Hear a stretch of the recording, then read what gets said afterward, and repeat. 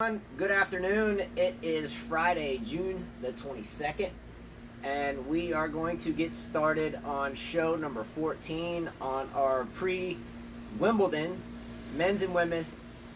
I did that yesterday. Tongue twister. Men's and women's grass court run-up to Wimbledon.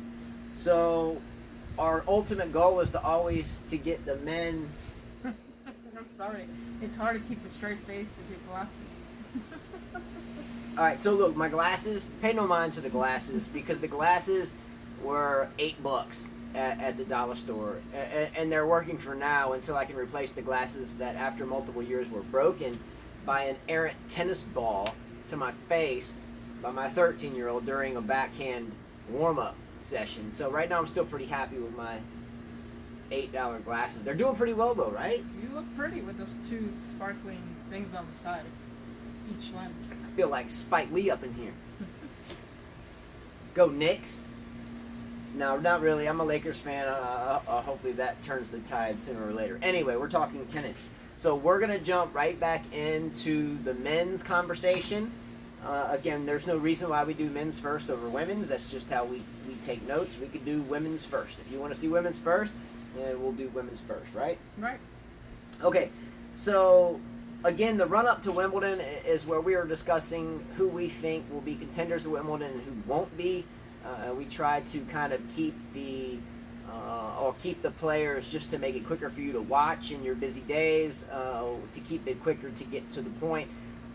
So we're going to jump right in today with the men. So we had some good men's results today. Alas, we had no women's coverage again. No shocker there. No shocker there. We watched the same men's match 3 times in a row, over and over and over again, just to start over with the one previous and watched it again, and we had no women's coverage whatsoever. So once again, watch the next show because we dug deep to get the women's news, and we do have the women's news, and we're always excited to bring that. So again, we're going to start with the men's and transition right into the women's, and that will be on a separate show depending upon time. So today we realized that Tsonga is out with a knee injury for Wimbledon, won't play. Yeah, not surprised he didn't play the French Open as well. I mean, maybe Tsonga should hang it up. Hang it up? Yeah. Really? I mean, the last time we saw him was at the Australian Open. I think he made it to the second round. He's a father. I mean, I don't know what's up with these French players. They're just not committed. Well, I think the French players are better currently than the American players. Okay, what, Chardy? Okay, let's put Gasquet? Chardy, Gasquet. Let's go. Pierre or whatever? He's another good player. Okay. Puy? Is Puy French or Belgian? Who? Puy. Puy. Like Monaco Puy? Yeah, P-O-U-I. Oh, Puy. Yes. P-O-U-I-L-L-E. Puy. Mm-hmm. Yes, he's French. You got Monfils, but they all make noise. They all got the fancy game. They can do the tricks, but there's no heart there to go all the way. So we have the French, kind of like the U.S. We have Tiafoe. We have Query, who has some success. Well, before you go there, the problem is that the Frenchmen actually have the talent, but don't commit to it 100%. The Americans wish they had their talent. If they had their talent, you know, with the way they work, they could be successful. They maybe have better coaches in France. I don't know.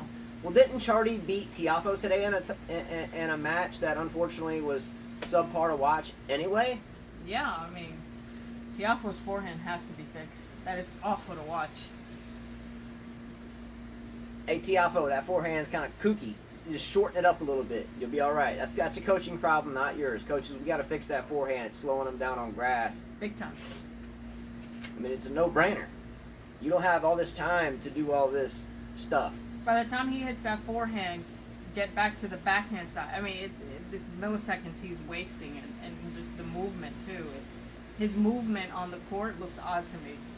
Yeah, a lot of inside-out stuff when it's not necessary, leaving himself 2 feet off the court for a more open court than his opponent's court. Just subtle things, not major, but nonetheless, I would like to see at least an attempt to fix that. All right, so over the age of 30, we have realized that in Wimbledon, this upcoming tournament, that there are 42 players over the age of 30. I think that's a great testament to the sport and the fitness, right? Yeah, what does that tell you? Back in our days when we were kids and we were watching all the professional tennis players, we used to watch these teeny boppers win Grand Slams. And now it's the veterans who dominate tennis. I mean, what that means that they have either improved Or lack of training growing up. exactly. All right, so Wimbledon draws will be out June the 29th. Again, we do a fantasy type league with, I guess, within our own kind of house per se, and we compete against one another during that. So we try to come up with a list of players, 8 of them. Only 5 of them can be seeded between 1 and 16. 2 players are allowed to be seeded between 17 and 32. That makes 7, and then 1 unseeded player is allowed. Well, maybe someone here watching us would like to join it. I mean, what's the name of our fantasy group? We have quite a few people that do with us. Yeah, it's on GrandSlamFantasyTennis.com. It's a really fun site, and I think our group is called ATP and WTA for players, something like that. But Yes, ATP/WTA players. Players, yeah, and it's a really good time. But nonetheless, we mentioned yesterday that I had already had 5 of my players selected: Nadal, Djokovic, Federer, all would be top seeds, and then Koric and Kachanov, 2 unseeded. So that leaves me with 3 players pretty much to pick at will. So we're going to talk about that as well. Something I wanted to mention today was about Nick Kyrgios. I'm really trying to jump on the Kyrgios bandwagon and like him as a player to a certain tip of the iceberg degree. When you're playing someone like Feliciano Lopez, that is a steward of the game, a good gentleman, a veteran, and you stand there because you think it's cool to let a serve pass you by. What a slap in the face to Feliciano Lopez. You're basically telling him that he sucks. And that's why I have no respect for Kyrgios, nor would I ever pick him in my draw. Even if he was good, I don't care if he was number 1 in the world. He reminds me of the number 1 player we used to have many years ago, Marcelo Rios, another idiot. Yeah, so Kyrgios, i.e. Rios, Marcelo, we always think there's something new under the sun that can sell more tickets, but there's been tennis players like this before. If I remember correctly, Marcelo Rios never won a major, but he became number 1 in the world because he played a lot of tournaments, kind of like Wozniacki. Obviously, Wozniacki is, I'm just saying, there was an attainment of that status because of a lot of tournament wins.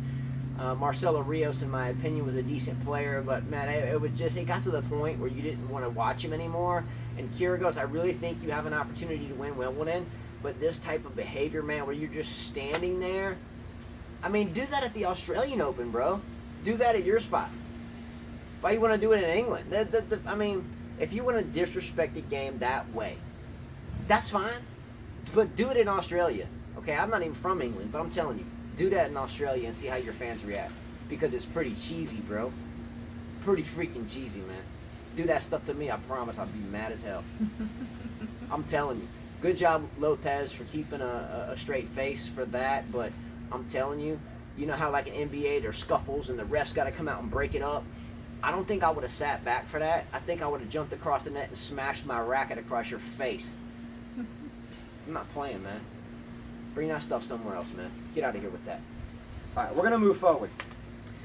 Roger Federer's racket. The racket's great. Roger, I would think with Wilson that you should market a little bit lighter of a racket. I love playing with it, but if you're trying to market the racket over like the Aero Pro Drive or Aero Pure Drive or Aero Pro Drive, Nadal's racket, it's a little heavy. Weight your own racket, but I wouldn't market such a heavy racket to people that want to emulate you, that are youngsters and so forth, because it's really heavy. I can play with it. She can play with it. We both play with it. You have to be a high-level tennis player to play with his racket. And, you know, you've got a lot of these elite players that are 3.5s, 3.0s, are trying to play with his racket, and they just can't. They have no control over the ball, and it's too heavy for them. So they end up hurting their arm. So Wilson might want to work with him to get, you know, maybe make a lighter model, like you said, and maybe leave 2 options, the heavier and the light one. Yeah, instead of maybe doing the long and the short, do maybe a heavy and a light. But I know we do a light for a lot of frames, you know, the 100L. But from a marketing standpoint, not every player wants to go get the L version. It's like putting a big weak back, thumbs down on your racket. You know, no one wants the light version. You know, everybody just wants the racket. I think the Aero Pro drive's about 10.6 ounces. This one comes in over 12, I think. It's hard to lumber around. Again, if you're a 4.5, 5.0 and up player, no problem. You'll figure it out. You'll have to adjust. But if you're marketing this over the Babolat frames, it's tough to put performance on top of such a heavy weight. So think about that. Like the racket, but a little bit heavy for everyone to hit comfortably across the board. Even decent players, as we age into our 40s that have played in our entire lives, find it a little bit difficult to play with, but nonetheless a good solid racket. All right, so the grass surface has been slippery this year. We've had some falls from Djokovic. We've had some slips and slides from a lot of players. This has been standard across grass for many years. Why don't we look at shoes here? Why not metal spikes? Is that a problem for the grass? Does it tear it up too quickly with the millions of dollars that we throw around and sponsors and hairdos and shirts and $500,000 watches that players wear on the court? Why wouldn't we just put spikes on them? And then if the grass tears up, why wouldn't we just resod the squares, right? I mean, we do it in football, right? Yeah, I think it's sad. I mean, you have to look at Bethany Maddox-Sands last year. Tore up her knee. With her gruesome injury, she had on her knee yelling for help. I mean, is it worth risking players' career? I mean, you have Shapovalov that fell. You have Djokovic constantly falling. He can't risk another injury. Who else? Chilik's hurt himself. He just Raynick had a bad fall. Fusovic, the Hungarian player, also in this past tournament, had to retire when he tweaked his hip. Yeah, and I don't know if this retirement has anything to do. One on the women's side too. We had another retirement today. Sarenko, I think, retired against Strykova. So I don't know how that. I try looking up info. Again, it's hard to get any women information. It's almost a done deal to try to attempt to get women's tennis details because they're not available. So we have to dig really deep. We know that Sarenko, a female, had to retire today. Have no idea if it's tied to the grass. But just a final thought there. If we can do it in football, if we can have a Super Bowl where a field goal kicker can't even kick a field goal before the grass was perfect, and they do it with a guy like on his hands and knees in the end zone, and he gets, you remember that, was it the Super Bowl or something? This guy comes out, and he's like digging away at the grass, and he makes it perfect, and it's like he's going 100 miles an hour, and then the kicker gets to kick a field goal. But we can't, like, figure something out for these players and their feet for these $3 million purse tournaments. Yeah, the winner at Wimbledon this year gets $3.5 million, whereas the runner-up gets $1.5. Exactly. So it's a lot of money. All right. So I think that was pretty much my news info stuff. Pablo Andujar, ranked number 105 in the world, qualified for the main draw. Wimbledon, maybe no big deal for me. He's a veteran, and I'm glad to see Andujar in. He obviously won't be on my fantasy team, but hey, some good news for him. Right. All right. So today we had Chardy, the Frenchman we just discussed, that beat Tiafoe. I'm not going to waste my time on this match. Chardy's a veteran, but no special player to me. And Tiafoe losing today was an embarrassment for American tennis. Fixed the forehand. I'm going to move on to the next match unless you have something to say. I'm just saying, where the hell is American tennis going? I mean, is this what we're producing? I mean, there is no future for him to win a Masters tournament. I mean, just the strokes are terrible. Everything's terrible. The movement's terrible. I mean, if he was playing junior tennis, great. But not professional tennis. Not to be in the... If he would have won today, he would have been in the top 50. Yeah, if he would have won the match, top 50. Instead, Chardy, a veteran on tour, probably will play 1 or 2 more years, if that, gets a top 50. So here we are, a step backwards again for Tiafoe, and a step up once again, as Chardy has had many step ups and downs throughout his career. Next match, Djokovic rolls over Manarino today. 7-5, 6-1. Djokovic, again, for me, is in my top 4 and 5 at Wimbledon. I don't need to mention any more about this match. He rolled and expected to roll. Great match for him. More confidence. Next match, Kyrgios defeats Lopez. Am I surprised Kyrgios won the match? No. But I'm disgusted at just standing there and watching a man like Lopez, a true veteran, soldier, warrior on this tennis tour for a long time. And you stand there and clown his face. Honestly, bro, I'm calling you out. I would have crossed that net and I would have choked you. I'm not even kidding. I've been around the block. I promise you, I would have choked you with my hand. You know, honestly, I'm surprised that Kyrgios even that the match was close, 7-6, 7-6. I mean, you said this guy's supposed to win Wimbledon. I think he should have beat Lopez 6-2, 6-2. It should have been no 7-6, 7-6 because it could go either way. I mean, come on. I think Kyrgios should have won 2-2, and Yeah. yes, I think Kyrgios. Now, I'm not knocking you. I'm just being real with you, man to man.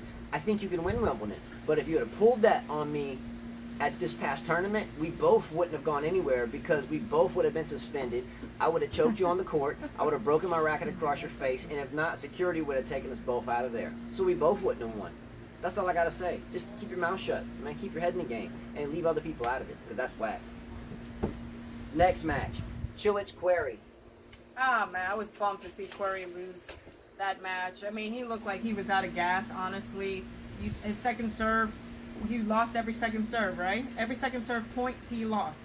I don't think it was all, but I think the majority of percentage of his second serve were lost. I think Querrey was broken in his first service game of the match. It like we said yesterday, to Querrey is Cilic. One has a good day, one has a bad day. The win and loss kind of splits off, with Cilic even having a little bit more of an advantage because of his experience in major finals. Well, it still doesn't change my mind about Querrey. I'm still going to have him in my fantasy group. You have it here. She has Querrey in her fantasy group. This year, I do not. Semifinals, Cilic-Kyrgios. I don't like either player, but Cilic has a lot more class than Kyrgios. So I'm going for Cilic. 3 sets. Tough decision here. It's only a tough decision for me because of the antics I watched Kyrgios pull on the court today. You know, the tennis channel's always like, oh, he's a media magnet. Man, for me, it's just a media whack net. I think he's a great tennis player. Again, I really think he's a great tennis player, and I want him to win this match tomorrow. I'm going to pick Kyrgios simply because I know he's a better all-around player. But his attitude, if he does that against Cilic is going to smash you. Yeah, he's Croatian. He's not going to take anything from Kyrgios. Yeah. Don't piss Cilic off. Yeah. Don't piss him off. And the problem is that these commentators, they feed into this whole show, and I'm sure Kyrgios listens to that. He thinks, oh, cool. They like me. Let me keep doing it. It's not cool. And like Gimbelstad saying, oh, he's serving like Federer. Come on, shut up. Here's Gimbelstad. He's a mag, and next gen and all. Look, the only thing he is going to be is a past gen, unless he grows up. Anyone that buys into it is wrong. Does he have special talent? Yes. But as long as you keep feeding into this being a cool media magnet, we're going to continue to have junk, garbage American tennis players. So let's wake up. Great player. Does he have the brightest future on tour? Probably. But no grow up. I don't know. Just go to the rap show down the street. I don't know. I don't know what you're trying to do, man. I really don't. Okay? I don't know what we're trying to do here. Chardy versus Djokovic. Djokovic should roll here. Totally agree. It'll be an easy match, just like today's match. Personally, I think Djokovic beats either Cilic or Kyrgios to get him set for the next week tournament. Whether he plays it or not, I think is Eastbourne. Eastbourne. Djokovic will have a tougher time if Kyrgios wins tomorrow than with Cilic, in my opinion. All right, so I foresee a Kyrgios-Djokovic final at this tournament. She foresees a Cilic-Djokovic. Again, Kyrgios, not hating on you, but if your coaches aren't telling you to just grow up, man. Okay, I go out and do my thing and roll with the best of them. But when you're out there on that court, man, you got to fight. You got to be sane if you want to be great. If not, and you just want to sell tickets for being a circus act, that's fine too. But do me a favor, I don't want to see it, man. I don't want to see it. I'd rather see these women's matches we never see. Much luck to you. Go Kyrgios. I hope you win tomorrow, but save those antics for somebody else, bro. All right. Moving into Halle, H-A-L-L-E, the German grass tournament. We had Coric, Borna Coric, the young next generation hotshot. In my opinion, much better future, I think, than Shapovalov or any one of the other youngsters. And personally, she thinks Shapovalov's the next best, but I think she's wrong here, but we'll see. So we had Coric beat Seppi in straight sets today. Any surprise? No, he should have won that match. So the young man comes in, handles business. no surprise, we've been talking about Koric. Koric is on my team of top 5 for Wimbledon. So Kachanov, by the way, the young player Carla's been talking about, loses today in 3 sets to Bautista Agut. I'm surprised he lost, but I'm still going to pick him. I mean, I don't know. Depending. If you pick him, I won't. But I still see good things for him at Wimbledon, even if he lost today. It was a tight match. Yeah, I'm going to agree with her still here. If I'm picking a fantasy team and I'm headed to Wimbledon and I have to choose an unseeded player for my fantasy team, Kachanov is someone to definitely think about. Big player. Sure, he lost a match today. He's had a very strong grass season run-up, due for a loss at his age and experience level. He got that loss. I think it makes him hungrier, and he's just fine. Right. Roger versus Ebden today. Roger won, obviously, but one thing I like to see is that Ebden came to the net, the person that Roger beat, the Australian Ebden, came to the net 44 times. Awesome. I mean, because the net game is supposedly dead in the professional sport, right? Yeah, so I don't have a win for Roger this year at Wimbledon.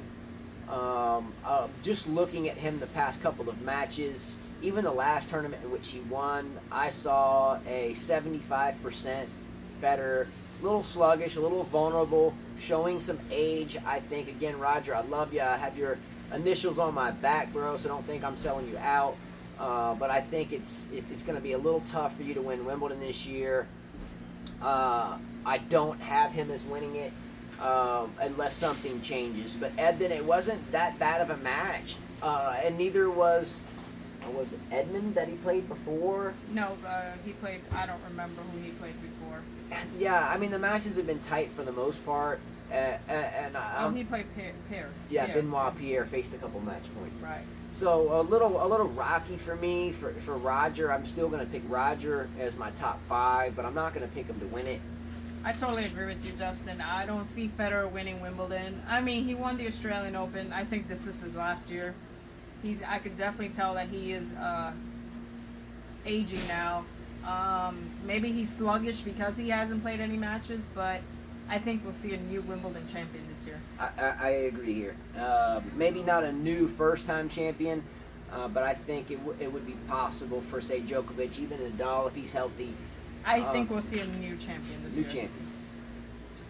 All right, so a big win for an American player today, Denis Kudla, who's been through a lot of ups and downs, was a really high-level junior, and it kind of bottomed out and it slowly tracked back up. I personally don't have either one going to Wimbledon, at least in the second week. Good job for Kudla to work hard to get there. Sugita's a heavy hitter and loves grass, but I don't want to waste any time talking about the top 16 or 8 getting into the second week of Wimbledon with these two. Good job again to both players, but I don't think there's any shot for second week Wimbledon here. I don't think so either. I mean, good for him that he's, I'm glad because he's American. But yeah, I don't see anything past the first week. Yeah, agreed. All right, so moving into the semifinals here, we have Federer taking on Kudla. I think Federer should win 0-0 if you, Federer, want me to think that you're going to win Wimbledon. It should be 0-0 here. 0-0. If Federer wins 2-2, I'm going to say vulnerable Federer. No, come on, Justin. In men's tennis, no matter what ranking you are in men's tennis, you could be 100, 200 in the world facing number 1 in the world. You should be able to hold your serve a few times. I mean, you're telling me 6-0, 6-0? No.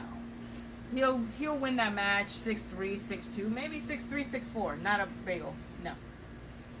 He should win 6-0, 6-0 this match. All right, so we are at the last semifinal, which is the young man Koric, born a Koric. Again, I have him as my top 8 for Wimbledon against Bautista Agut. I say Koric gets his first really big win of his career to get into a final against Federer here. I think this young man will win that match tomorrow, and I think it's a good opportunity to win his first Masters tournament. And he has a good shot against Federer. Yeah. Koric could win his first tournament here. I don't think Roger wants to spar too deep with him if it gets tight. I think if it's a tight match, Federer may just continue to kind of play relaxed, not risk injury heading into Wimbledon. Coric could get his first win here, so that'd be fun to watch. Murray, by the way, takes a wild card into Eastbourne next week.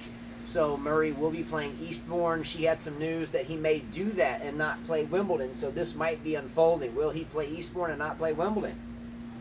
We'll see. I guess he's waiting to see how he does at Eastbourne. And his decision will be based how far he can get in that tournament. Yeah, I mean, I guess the Queen's Club or Wimbledon would give him a wild card if he decided to at the last moment. I think that would be the smart thing to do. All right, so lastly, Federer won his 19th straight grass match today. Is that really a big deal knowing his competition? Now, wait a minute. This spans from him winning Wimbledon last year. Mm-hmm. But I would say his past, say, 4 or 5 matches have been really against subpar players, and has struggled with those. Yeah. Well, he's also he's one of the contenders for the most grass matches won. I think he's trying to pass Jimmy Connors. I mean, I don't think he's trying to, but if he goes far into Wimbledon this year, then he'll be like the second highest in the list of most wins of grass court. Yeah. So, in any event, thanks so much for watching. This is going to wrap up at least what we have for now from the men. There's a lot more players out there that we can talk about for Wimbledon and the Nishikoris, and there's so many more players, but due to time constraints, it's really tough for us to do that. So we're going to come right back with the women's here shortly, take a quick break, get rehydrated. But thanks so much for watching. Click a like below. And as always, beautiful Carla here says, see you later. Adios.